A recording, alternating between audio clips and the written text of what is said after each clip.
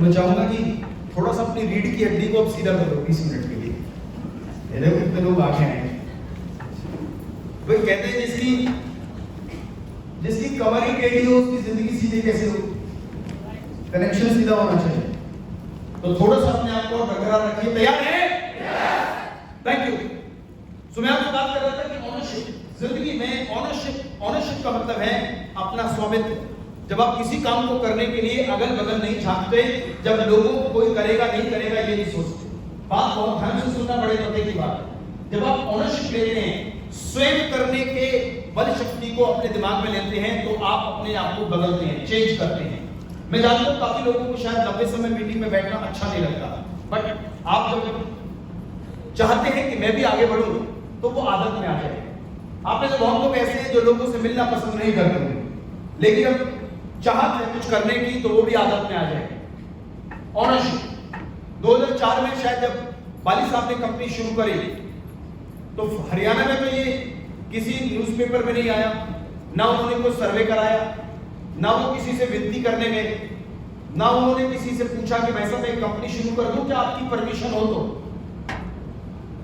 2004 2 जून 2004 का कोई भी न्यूज़पेपर लेटर उठा के देख लेना, कोई न्यूज़ मीडिया देख लेना कि बाली साहब ने क्या पूरे भारत में सर्वे कराया कि मेरी कंपनी चल पाएगी क्या, मेरी कंपनी में कुछ लोग जुड़ेंगे क्या? उन्होंने ऐसा कुछ नहीं किया। उन्होंने किया अपने ऊपर काम।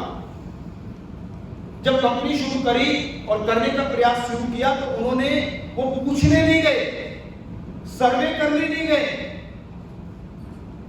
उन्होंने अपने विचार पर भरोसा किया और काम शुरू कर दिया।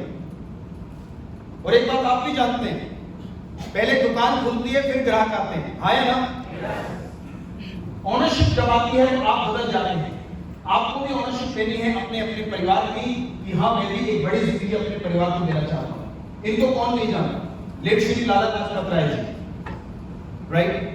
जब लाठीचार्ज हो रहा था तो अंग्रेजों ने कहा कि लाला जी रास्ता छोड़ दीजिए, लाठीचार्ज होने वाली है और शायद आपको ज्यादा चोट भी लग जाए, शायद आप डेथ कर जाए। लाला लाजपत राय जी को बार बार अंग्रेजों ने समझाया, रहने दो, मूवमेंट छोड़ दो, धरने से हट जाओ, अदरवाइज आपको जान का जोखिम है। इन्होंने कहा, जब उन्होंने कहा कि अब हो सकता है जिंदा ना रहो, तो इन्होंने कहा जिंदा तो मैं जरूर रहूंगा, या तो आजाद देश के अंदर, या तो देश को आजाद कराकर, या आजाद देश के लोगों के दिलों के अंदर। और आज यही है। इनको ऑडी मसली चाहिए थी?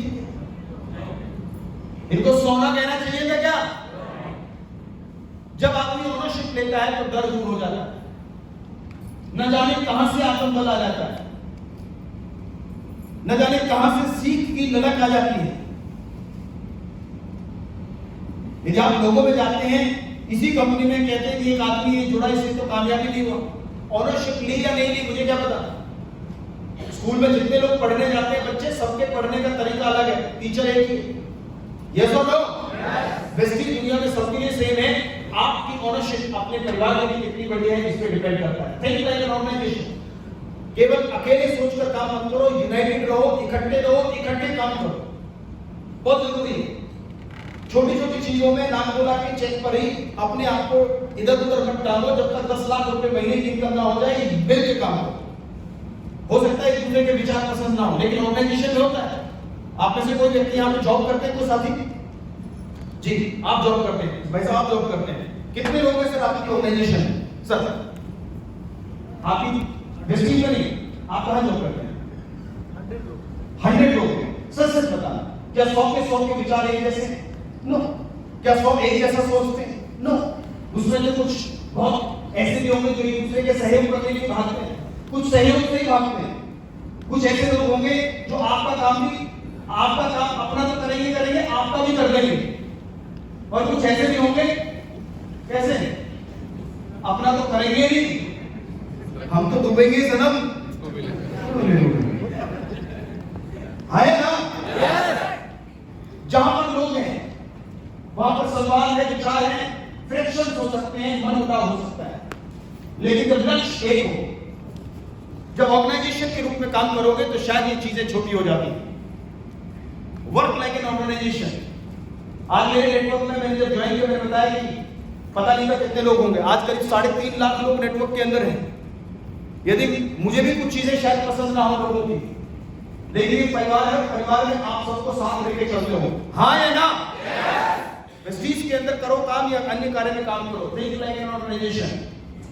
एक ऑर्गेनाइजेशन मैं नहीं आई नहीं बल्कि बी फैक्टर पे चलती है। Goal, strategies, marketing, performance, competition plan, business, इन सब को विचार करके चलती है। और जब हम आगे बढ़ेंगे तो इस बिजनेस में आज के बाद कोई भी प्रॉब्लम आपको हो, you tell me your problem, I will give you solution. मैं आज आपको कैसा सॉल्यूशन लेके जाऊंगा, आपकी कोई भी प्रॉब्लम क्यों ना हो, हर चीज का सॉल्यूशन आपको मैं देके जाऊंगा। कोई भी प्रॉब्लम क्यों ना होगी आपको फील्ड में जाने का मैं जरूर लेने चाहूंगा किसी से भी कोई ऐसे 5 प्रॉब्लम्स, कोई ऐसे 5 सवाल जो आप, एक सवाल एक व्यक्ति का जो आपको लगता है कि सर शायद इस बात का जवाब मुझे मिल जाए तो मैं और बेहतर काम कर सकता हूं। You can raise your hand and you can give your question to me. आप अपना हाथ खड़ा करके अपना सवाल दे सकते हैं। नहीं बोलिए सर, आपने हाथ खड़ा किया, सवाल आया, गायब जी।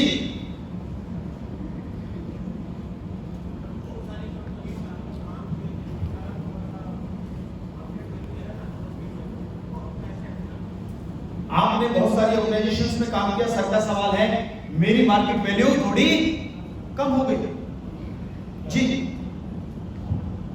बिल्कुल ठीक बात है सर, और भी करते रहेंगे तो होती रहेगी। या सर बस करना क्या पड़ेगा, समझिए दोबारा से, करना क्या है, इस बात का जवाब क्या है।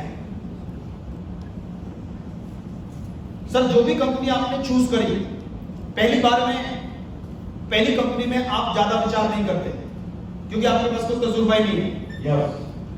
मैं एक छोटा सा आपसे बात पे पूछना चाहता हूं और आप सबको भी ये जवाब देना चाहता हूं, गौर से सुनना।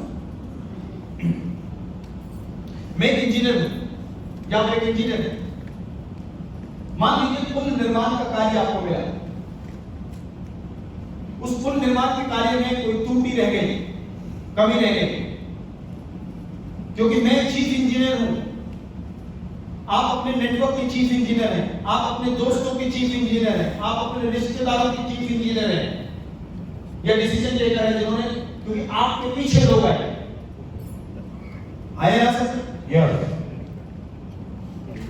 कोई बात नहीं सर, होता है, चलता रहता है। एक बात समझ लेना, यदि आप ठीक हैं, यदि आप ठीक हैं, आपकी नीयत ठीक है, आपने मन से कुछ ऐसा नहीं किया, गलती स्वरूप हो गया, माफी है, रीस्ट्रक्चर कर सकते हो। उदाहरण सुनना ध्यान से, चीफ इंजीनियर को पुल निर्माण काम किया, मेरी टीम में 10 लोग हैं, एक सप्लायर है, कुछ चीटर है, उसने सीमेंट ऐसा दे दिया जो हल्का था, एक सरिया का सप्लायर है जिसने मुझे बोला कि ये पीएनटी है लेकिन वो बीएनटी मिला। उदाहरण दे दो, मैंने डिजाइन बनाया और मैं ही उसका शुरू से लेकर आखिर तक जवाबदारी हूं, और किसी कमजोर कड़ी की वजह से, कमजोर मटेरियल, कमजोर डिजाइन की वजह से मान लीजिए पुल में कोई नुकसान हो गया और पुल गिर गया, उसमें कुछ लोगों को बाई चांस चोटें भी लगी। 2 ऑप्शन है बाबूजी आपके पास। Option number 1, you resign your job and somebody can, कोई अपने आप को सुसाइड रूट में डाल ले तो उसकी इच्छा है, एक। दूसरा ऑप्शन आपके पास है, आप पुनः उसे एनालिसिस पे जाएं, क्या कारण रहा, क्या वो त्रुटियां रही, क्या वो कमी रही, क्या वो कॉन्ट्रैक्टर की कमी रही, क्या वो सप्लायर की कमी रही, क्या वो डिजाइन की कमी रही, क्या प्रॉपर टाइम पे नहीं डाला, प्लैंटिक लेवल कम डाला, गहराई कम नहीं, ऊंचाई ज्यादा नहीं, कुछ भी। You analyse the right issue and the problem into the bridge. आप सुसाइड कर सकते हैं, हट सकते हैं, रिजाइन कर सकते हैं, या आप उसके निर्माण की त्रुटियां देख सकते हैं, ताकि आने वाले समय में जब नए 100 पुलों का निर्माण हो तो हर पुल अटल हो, बढ़िया हो और लोगों के जीवन का सही रास्ता हो।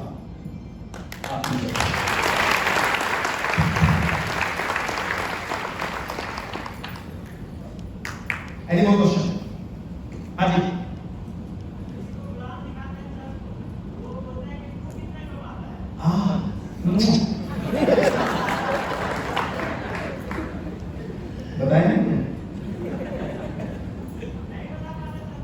क्यों? कोई बात नहीं, आ रही है बात। हाँ बोल, पूरा नहीं बताता मैं सर।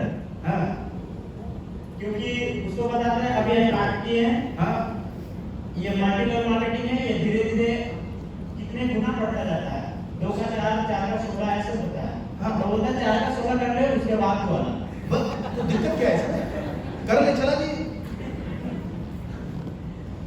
हाँ ठीक तो कह रहे हो, नहीं समझे? जी सर। Thank you sir. कर लेना, रोका किसने है? चलिए सवाल का सवाल है कि आप लोग कहते हैं कि आप पहले करके आ जाओ, आप उनको बोलो sir thank you so much, आपने मुझे ध्यान दिलाया कि मुझे बहुत कुछ करना है।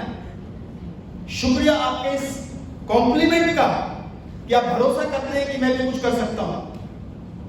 सर मैंने अभी हाल फिलहाल शुरू किया है, दुनिया का शायद कोई ऐसा काम नहीं जिसमें आज आप टॉप पर हैं। आप मुझे पहले 6 महीने की अपनी बैलेंस शीट मुझे दिखा दो तो मैं भी अपनी दिखा दूं, अपनी दुकान की दिखा दो, काम की दिखा दो, हर जगह ऐसा ही होता है। पार्लर शुरू किया उसकी दिखा दो, नौकरी शुरू करी उसकी दिखा दो। Rome was not built in a day. किसी भी चीज का निर्माण एक दिन में नहीं हुआ। ये होटल आज आपको नजर आ रहा है, इसके प्रोसेस में कितना समय लगा होगा। जो खाना सुबह खाना खा के आए, खड़ा तो बैठे गया।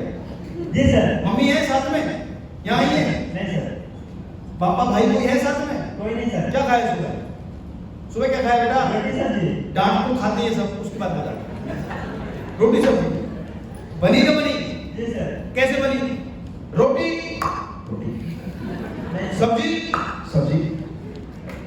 प्रोसेस है, कहीं 2 मिनट का, कहीं 5 मिनट का, 10 मिनट का। यस और नो? आपका जन्म चुटकियों में हो गया क्या? नाम था? बिट्टू कुमार सर। हैं? बिट्टू कुमार। बिट्टू दिए बेटे, अरे तो चिट्टू है। हाँ तो जब पापा चुटकी में जाइए बिट्टू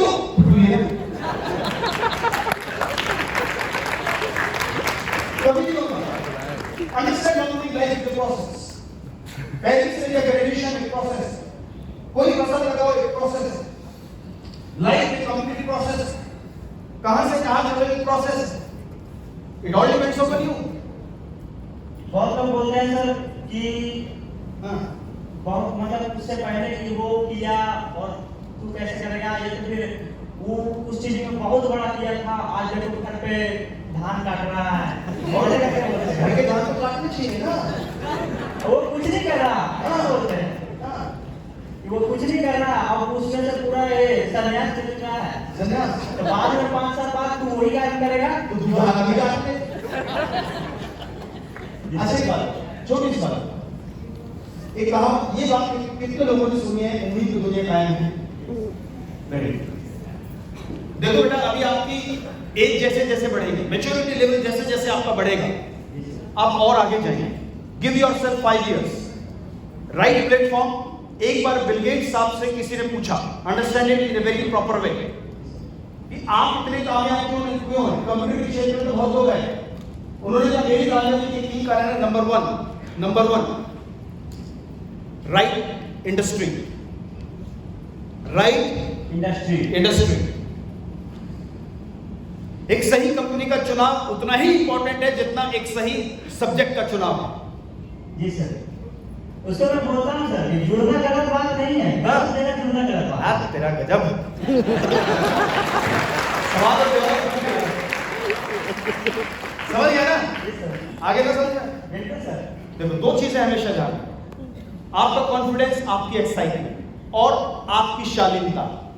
ये 3 ऐसी चीजें हैं जो आपको बड़े सफर की तरफ लेके जाएंगे, बड़ी सफलता की तरफ लेके जाएंगे। बस बने रहिए, ग्रूम योरसेल्फ। लोगों को जो नहीं पता उसे पता बताने के पैसे मिलते हैं। लोगों की ना को बदलने में, हाँ बदलने में पैसे हमें मिलते हैं। जो लोगों को समझ नहीं, उस समझ को बढ़ाने के पैसे हमें मिलते हैं। We are into counselling business, we are into advisory system. लोगों के सलाह के बिजनेस में है। एक वकील साहब, कभी माफी चाहूंगा, कोई यहाँ पे एडवोकेट है या डॉक्टर है, सीए हैं, सबकी कंसल्टेंसी की फीस अलग अलग है। हाँ या ना? How much experience you are in your field. एक वकील हुए राम जेठमलानी साहब, ने नाम सुना हो तो मुझे पता नहीं, राम जेठमलानी सुना है, नहीं सुना है?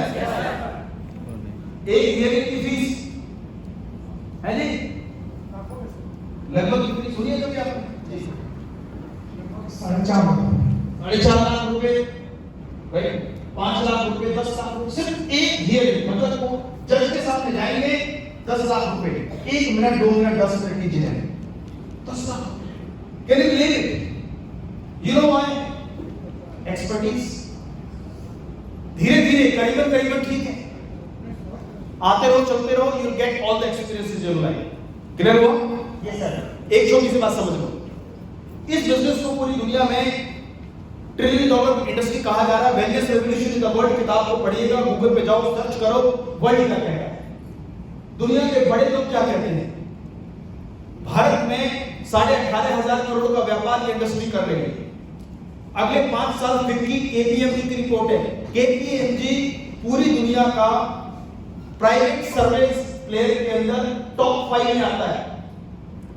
सर्वे दुनिया में करे जाते हैं, उनके सर्वे के मुताबिक नेटवर्क मार्केटिंग भारत के अंदर अगले 5 वर्ष के अंदर, 5 वर्ष के अंदर, 6 वर्ष के अंदर 64,500 करोड़ हो जाएगा। ये मैं नहीं कह रहा हूं, it is by the world renowned organisations जो नेटवर्क मार्केटिंग के भविष्य के बारे में बात कर रहे हैं।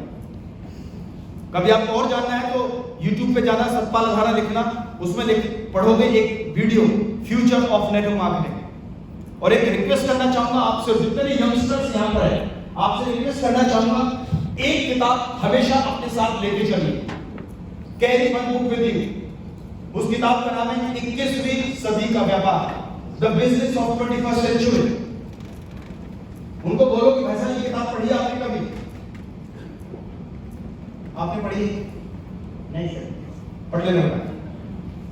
कब ज्वाइन किया आपने? हो गया सर 5-6 महीने। इतना बड़ा हो गया तुम? चल बहुत बढ़िया। I really salute your confidence. Thank you for coming. Thank you sir. बहुत आगे बढ़ो, बस लगे रहें।